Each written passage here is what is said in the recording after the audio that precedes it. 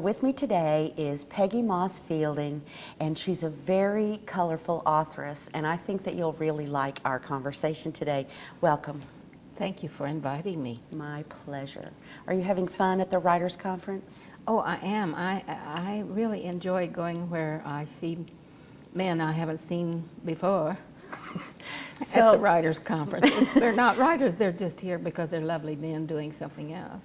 Well, I can tell that some of that colorful attitude might be in these books that you've been a co-writer. Oh yeah, I'm a bit naughty. Are you? Just a little bit? Mm-hmm. Oh, even better. People love to read about... I was a cougar before it was such a thing.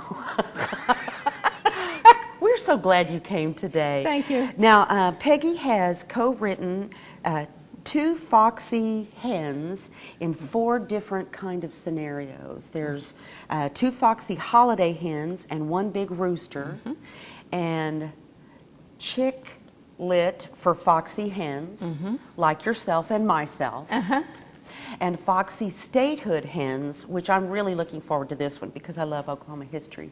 And of course, the foxy hens go bump in the night. It's supposed to be scary. Oh, it's a scary book.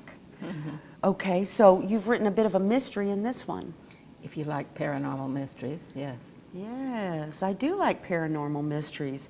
So you can tell that there's a wide variety. You're going to want to look for the Foxy Hen books. Which one is your favorite?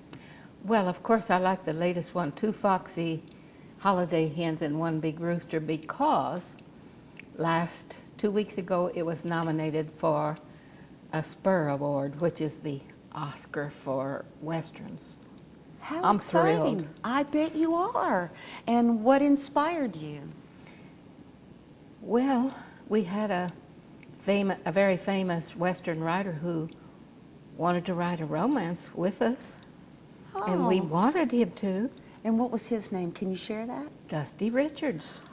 He's written more than 50 Westerns? Western. And in fact, he called me yesterday, and he's getting some great big award, and I should have brought it written down. That's okay. That gives us something to research. At the Cowboy Hall of Fame here in Oklahoma City, he's getting some great big award. How exciting for him. I'm thrilled. Well, it was probably a great adventure for him to work with you and your other writer. He hasn't, so far as I know, he hasn't written with any other foxy hens. And I often say, I like to be in a big group with Dusty because I can say, the only sex I ever get anymore is with Dusty Richards, and I get it from his books. Well, see there how colorful you are. We think that you're really going to enjoy these books. And when you wrote this with Dusty, did you know that it would be so much fun? Well, I've been having fun this way for a good long time. Oh, that's your secret to youth. Yes, I have a good time every day. When you get as old as I am, every day is a happy day. Oh. We have a lot of fun. I even told Jackie when we did this one, I said, I want to write a paranormal. And she said, I don't want to do that. And I said, well, okay, I'll get somebody else. She said, but I'll do it. Oh. And she wrote a wonderful story. What a wonderful team you make. Yeah, I like her. She's a good old girl. Oh, that's lucky. And can you share a little synopsis about what Foxy Hens Go Bump in the Night is about? Well, yes. Mine takes place in Oklahoma, where there's an oil man and an Indian man who almost come to blows over this lovely little school teacher. I forgot to tell you, I used to be a school teacher before I started being a writer. Oh, that's where the fuel came for that character. I knew about school teaching, yes, and probably I could have been a school teacher back in those 1800s if I'd wanted to, if I'd been around. And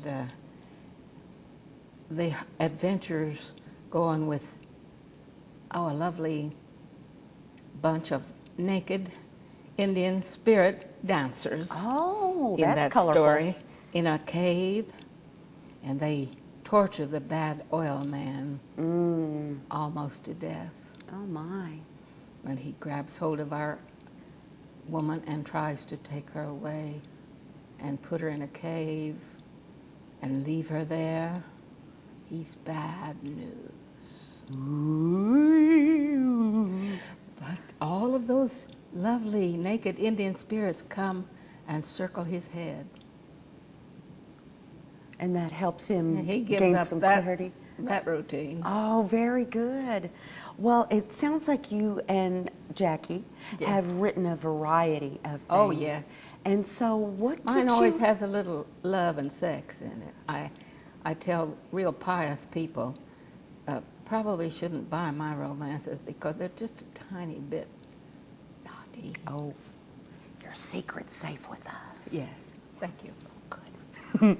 Well, I think that it's exciting to see that you've jumped into writing.